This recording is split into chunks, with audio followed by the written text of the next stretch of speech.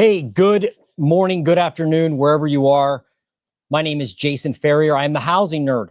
And today we're talking about mortgage delinquencies and why we are facing potentially a larger foreclosure wave, a larger foreclosure problem than we experienced back in 2008.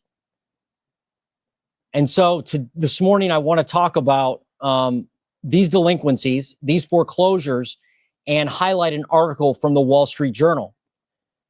Did you know that right now we have more mortgage delinquencies than we did back in 2008? Did you know that? Most people do not. But prices, home prices continue to rise. So we've got more delinquencies. Actually, according to the data I have, FHA delinquencies are now at 7.05%. versus 7.02% back in 2008. So more mortgage delinquencies. But again, prices continue to rise. They keep going up, right? Home prices continue to rise. And I don't know if you've checked recently, but there are no foreclosures out there. Like, foreclosures are really hard to find right now. As an investor, I market to foreclosures all the time. And there's hardly any out there to market to. I'm sure you've experienced the same thing. In fact, I had a realtor on Facebook last week comment on one of my posts that basically they said, foreclosures aren't happening right now, Jason. What are you talking about? And they're right, they're not. So what's really going on? Well, last year there were 52,000 FHA loans that were seriously delinquent. 52,000. How many got foreclosed on? 9. That's not a mistake. 9 foreclosures out of 52,000 borrowers. So that is that's a startling fact. I mean, you've got all these folks that are behind in their mortgage, and now typically, if you're way behind, seriously delinquent, 90 days, the foreclosure process starts. And if you don't pay your mortgage, you get foreclosed on. It's like you don't pay your debt. You don't pay what you owe, something bad happens. That's kind of the way life functions, right? The problem is the government, according to this Wall Street Journal article from Alicia Finley, the government has created a bailout that has basically propped up the housing market. And this bailout is hidden. In fact, in this article, she references that she reached out to the federal government to find out just how big this bailout is. How big is the bailout? And she didn't get a response, and she can't find the data anywhere. I looked for it. I can't find it either. I do have some ideas on how big it is, though, that I'll get to in a minute. But the point is, the government now has, since 2008, they have started to get involved in folks that are behind in their mortgages and stave off foreclosure. And the banks aren't hurt because the banks are backed by the government. These loans are backed by the government. So the government wants to leave people in their houses because they don't want the egg on their face that there are foreclosures. And so you've got a huge supply of mortgages that are delinquent, seriously delinquent. I'm talking like haven't paid in a year delinquent. And the government says, you know what? We're just going to keep you in your home. We're going to extend and pretend and allow you to we've got your back. You're not going to have to get foreclosed on now. And so the big problem there is you don't have price discovery from those foreclosures, right?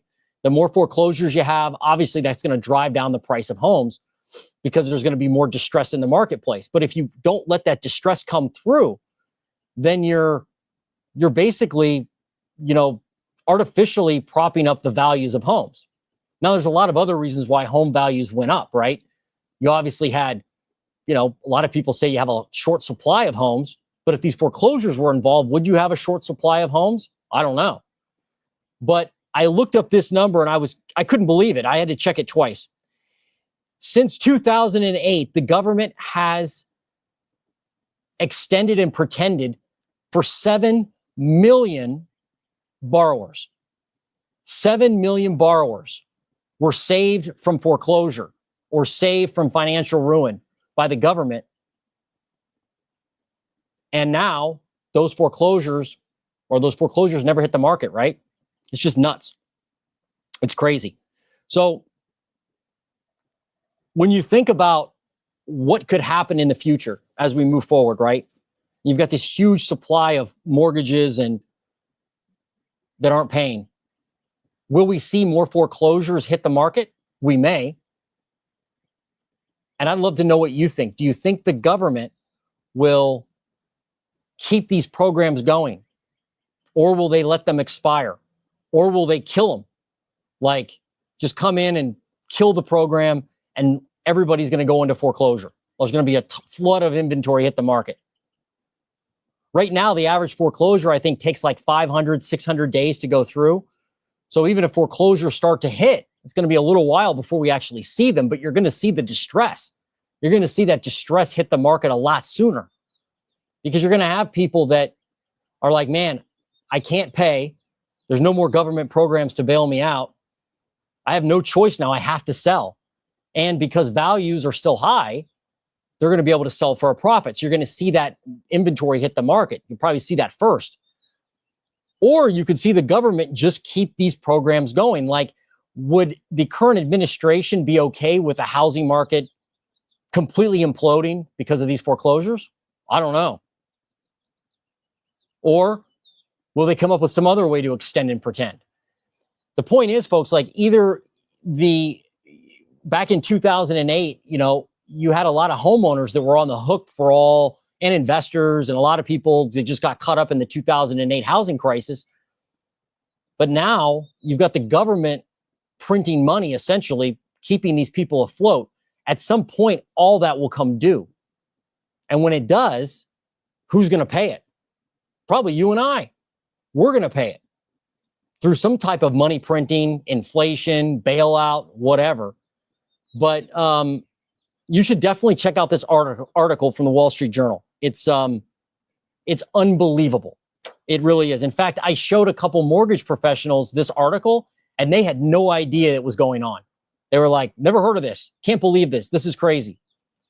I sent it to 3 different ones, and they all had the same reaction. So this is not helping the housing market at all. I wrote this down.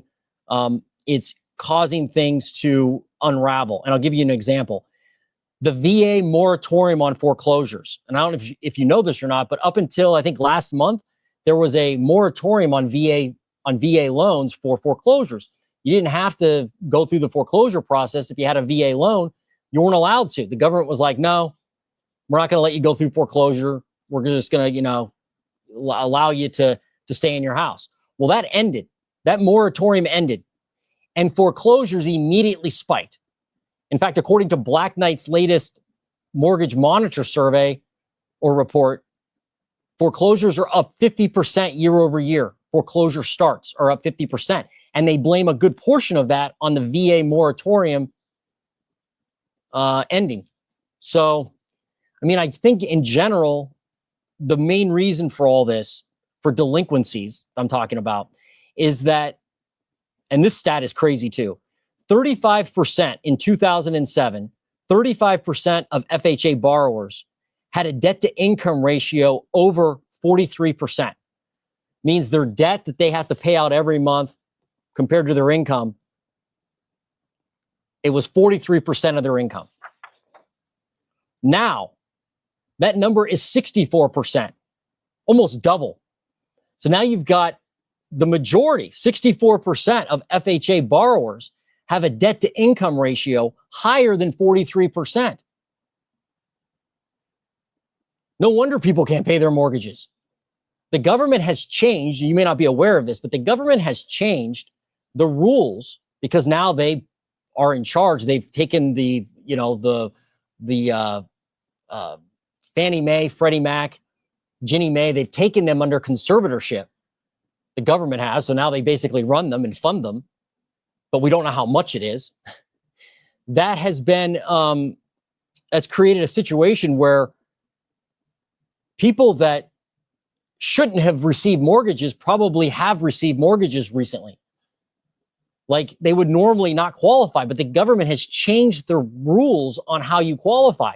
That debt to income ratio is now different than it was just a few years ago.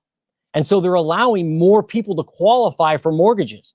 If banks were in charge of this, my prediction is if banks were in charge of this, no way on earth they would put people in the homes if they knew they were never going to get paid back.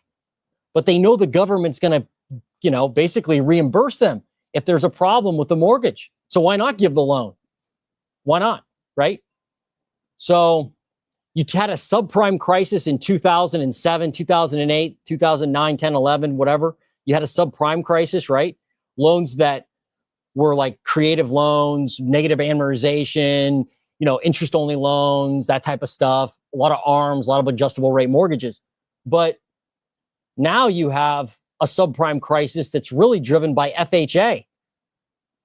You've got people that needed loans to get into houses and buy their first house maybe, but now they're going to get foreclosed on unless the government just keeps printing money, which they very well could. But I'd love to know from you, what do you think is going to happen to all this? Do you think we'll have an explosion of foreclosures? Do you think the government's just going to kick the can down the road? Do you think, it'll slowly unwind? I don't know. I'm not sure what will happen. But there's no doubt there's a massive amount of debt, of bubble, of burden, whatever you want to call it, hidden behind the scenes that most people just don't know exist. And hopefully you do now.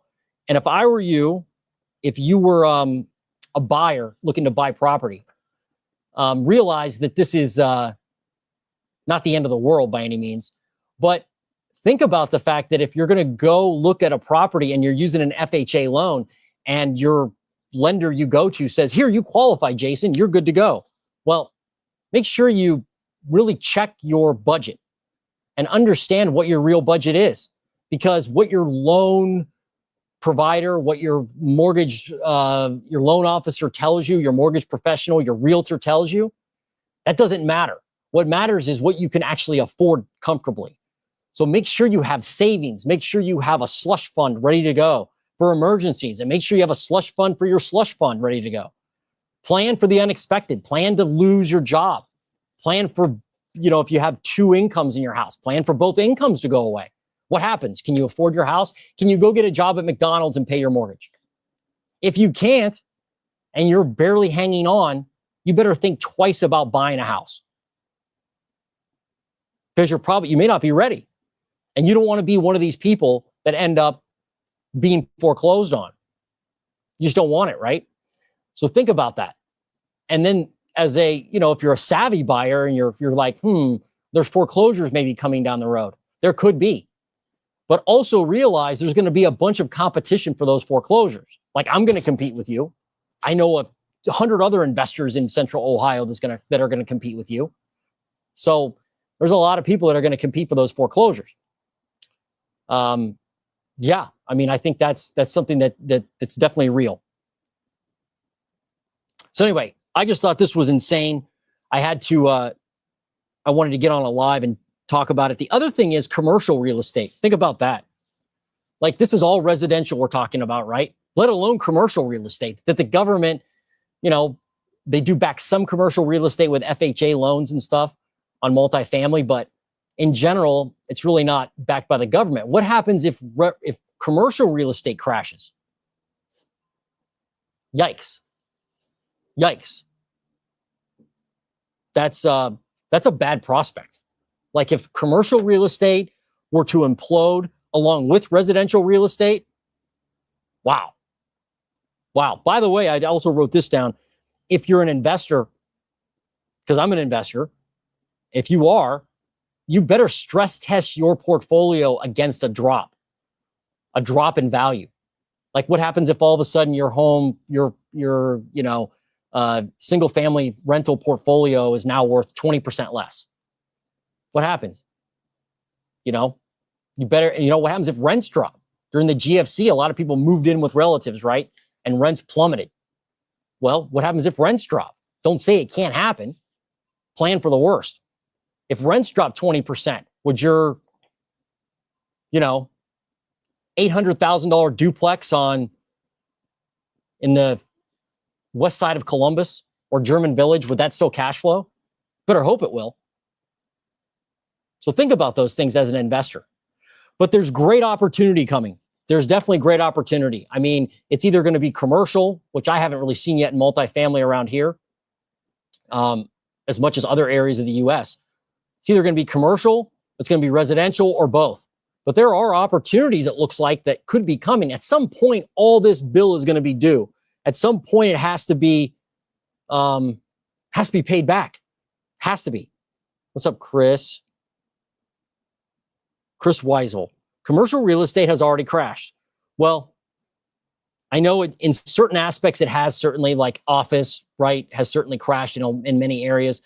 I guess what I'm talking about is multifamily, specifically like smaller multifamily. I haven't seen it crash, like 5 to 20 units, even larger complexes in good areas. I haven't seen that really crash yet, at least in Ohio, central Ohio. It feels like it's coming, but I haven't seen it crash yet for multifamily. But I know it's crashed in office, certainly, and some other areas of commercial real estate. Retail is struggling. There's a lot of big office buildings in major cities that are trading for half the value that they were, a few years ago. Is that what you meant, Chris? But thanks for the comment. Appreciate it, man. Yeah, this like woke me up this weekend. I mean, I knew it was an issue. By the way, Melody Wright, she's a housing market analyst, prognosticator, I guess you want to call it that, mortgage professional from back in the day. And she's been predicting this for a long time now. And a lot of people thought she was nuts. I didn't think she was nuts with the mortgage part. I think her housing market calls are a little strange sometimes. But props to her, because she saw this coming. And I think it's just going to get worse. I mean, let me ask you, are homes, or is the cost of living any cheaper than it was last week? No. Right? No, it's not. Things cost a lot more. And if you're a realtor or you're a mortgage professional and you're in the business, this is happening because you see it happen on the ground level. Like, there are clients that I've worked with that never bought a home, thank goodness. And I never tell them what to do, but I strongly urge them to look at their budget and figure out if they can truly afford to buy a home. I mean, some of these folks, I quite frankly could not believe they were approved for a mortgage at the amounts that they were shopping with. And then it gets to the point of which the home inspection has to happen. You put an offer in, you get accepted on a deal. The home inspection happens and they don't have the money to pay for a home inspection. They're like, how much is a home inspection, Jason? I'm like, well, you got to get a quote, but $350, $500, $600, depending on what you want to have done, who you're using. It's around there. Got to have the appraisal done. That's $500, $1,000, whatever. Can you pay that? No. Hey, can I have the seller pay that up front? Well, no, that's not how it works. They can't afford the inspection and they're buying a house. Wrong. Horrible, horrible, horrible. You got to make sure you have some type of safety net when you're buying a home. I mean, anything could happen at the home. Anything could happen, right? Your roof could leak after you move in. You could you could need a new Johnson rod for the refrigerator, whatever, right? Like, you're going to need something for something, and you can't call a landlord, so you end up having to borrow the money from somebody, go further into debt, what have you. I mean, maintenance costs on a home are no joke if you want to maintain the home. If you don't care about maintaining the home, it doesn't matter.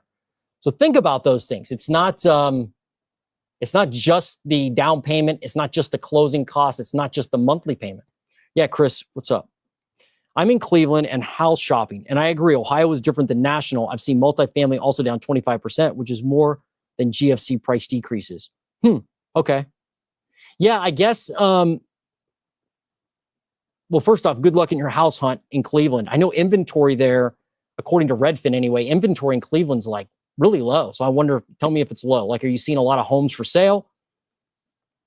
A lot of good homes for sale, meaning not just houses that need $100,000 in work and were built in, 1910. But yeah, with the 25% down in multifamily, Is that a big multifamily building, small multifamily? I am seeing, I guess, some distress in larger multifamily in central Ohio, but it's in areas that, you know, in areas that I'm not going to invest in Columbus. So I'm talking more about like even folks that own like a portfolio of like small multifamily. I'm not seeing stress there as much as I thought I would because of the increase in interest rates. That's what I own. I own a lot of small multifamily, and you know I have some adjustable rate mortgages, and they definitely went up. And so I thought there would be some folks that saw a lot more pain than what I'm seeing anyway, at least from my travels around and kind of prospecting.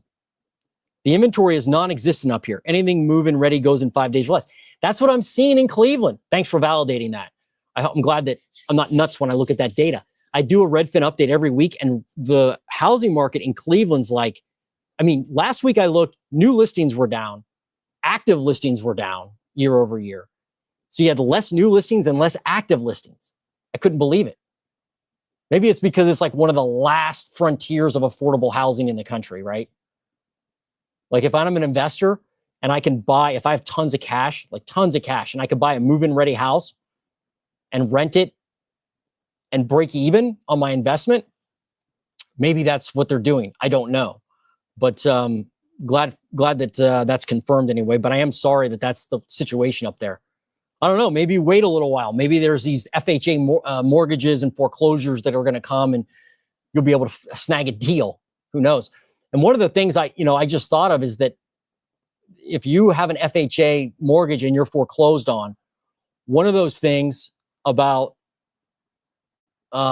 foreclosures is that oftentimes when the government puts them back on the market for sale, they will only sell them to a owner occupant for like, there's like a waiting period. I think it's 90 days. I could be wrong, but they have it on the market and only owner occupants can bid on it or buy it, which is nice, right? Like you don't have to worry about the investor buying it. I'm so sick of all the investors. I know, I'm sorry. I get it. I understand that you're sick of them. I understand that. Yeah. Yeah. If you're a normal person just trying to buy a house, you're like, what in the world? Like, I don't want to, I don't want to deal with this. I don't want to hear about investors. I don't want to invest. I just want a house for my family. I'm not saying that's you, Dan, but I understand that point. I understand it 100%.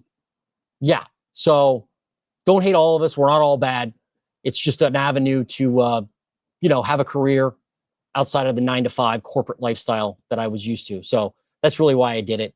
And I enjoy fixing things up that were kind of pieces of crap, making them nice so somebody can actually move into it and have an affordable, decent place to live. So I enjoy doing that too. But I get the fact that you're sick of them. I completely get it. That was funny. Yeah, so anyway, I'm just really curious on what you all think about what's going to happen with this foreclosure wave. Will we see a lot of inventory? Will we not? Will the current administration kick the can down the road, or will they continue to, or will they actually pull the plug and stop it? And say, hey, we're done. Like, we're not going to put these programs in place anymore. I don't know. I mean, I don't think the current administration wants this on their record. Like, because it's not the person that actually, the administration or the group of folks or what caused the massive hidden bailout isn't going to get blamed for it. It's going to be the person that was in office when it actually happened, probably, right? So do they want that on their hands? Probably not. Tough situation. I wouldn't want their job. I wouldn't want their job at all. Let me see if I have anything else here. Oh, did I mention this? I'm not sure I mentioned this. The size, okay, according to this article in the Wall Street Journal, the size of the bubble is unknown. I may have said that. But the person who wrote the article, Alicia, actually reached out to them, they wouldn't reply with a response. So if you're out there and you can find out how big the bubble is, I'd love to know. Like how much debt, how much forbearance is actually in there. We know that 7 million people had forbearances or had loss mitigation of some sort since 2008.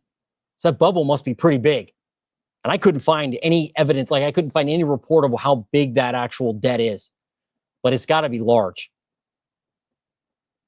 And again, this may be why, this is probably one of the reasons why we're not seeing a lot of price discovery out there, because there's no foreclosures.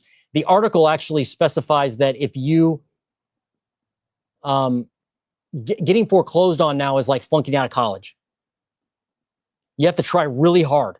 Like you have to be obstinate and not show up. And that's what they compared it to. They said you can do everything in the world to actually get foreclosed on and still not get foreclosed on. I mean, you know, the government doesn't want this on their hands. Banks don't want this on their hands. You think banks want to deal with foreclosures? No way. They don't want to deal with that. The government certainly doesn't want to deal with it. With less workers, right? Who's going to manage all the foreclosures? It's nuts. It's just a bad situation brewing. There's no doubt. I don't think it's the end of the world, but it's a shame that it's taken this long, and it's a shame it hasn't already kind of materialized, because if it had, the pain would be a lot less. Like, just, it's a, you know, we just need to rip off the Band-Aid and move on with our lives. So now we all know why you don't see foreclosures. They just aren't out there. I wish they were, but they're not. The foreclosure process takes a very long time. Not to mention, a lot of government workers recently were given a great incentive to retire early. That includes FHA. This will probably further delay the process. Thanks, Jordan. You're right. Thanks for the comment. Yeah, agreed. Foreclosures take forever now. Like, I think it was a few months ago I looked, and the average time was over 700 days. 700 days. Now, maybe some of that has to do with the programs in place, but as Jordan points out, it could be because there aren't a lot of government workers now, or people have left that job, right? And so the FHA was hit hard. Maybe that's what they're planning. Maybe they're like, we're going to fire all these people or give them, you know, an option to leave. And then through natural attrition, there won't be anybody to run these programs, and they'll just kind of fizzle out. The other side to that is you're going to have a flood of inventory, of distressed inventory, hit the marketplace. And if nobody's buying that inventory, or if you like list your home for sale the same month that a house across the street goes into foreclosure, and it ends up selling for 60% of what your house was listed for, it's going to be hard to get your price for your house, right? So certainly. Thanks, Jordan. I appreciate it. Thanks for the comment. All right, how much time we have left? We're on for 27 minutes. Let's see if I have any more comments here. All right, well, tomorrow I'm going to start a video. Excuse me, I had a phone call coming in, distracted me. Tomorrow I'm going to do another live. And then this week I'm working on a video about the Intel project and the Intel Gigafactory here in Ohio that's been delayed again to the year 2030 is when they're projecting that the plant will be finished. Of course, they thought it would be finished in 2026. Then they said 2027. Now they're saying 2030. And all that, all those good vibes on real estate because of the Intel project that's already been baked into the market, in my opinion. Like, people have already added the Intel tax to everything you do in town. A hamburger used to cost $5. Now it's $5.50 because of Intel. That house over there used to be 300 grand. Now it's 450 because of Intel, even though it won't cash flow and makes no sense at all. And so I'm going to start a pretty big video project this week on that. And I'll bring that to you guys, and I'll continue to do these lives. Hey, thanks a lot for all your time today. You should dive into this FHA debacle, because it's certainly a debacle. And check out the link in my description below. If you're on Facebook, I'm not sure the link's there, but it's on YouTube is where the link is. And it's eye-opening. There's no doubt. All right, folks. Hey, have a good day. We'll see you on the next live. I'm out of here. I'm the Housing Nerd. Peace.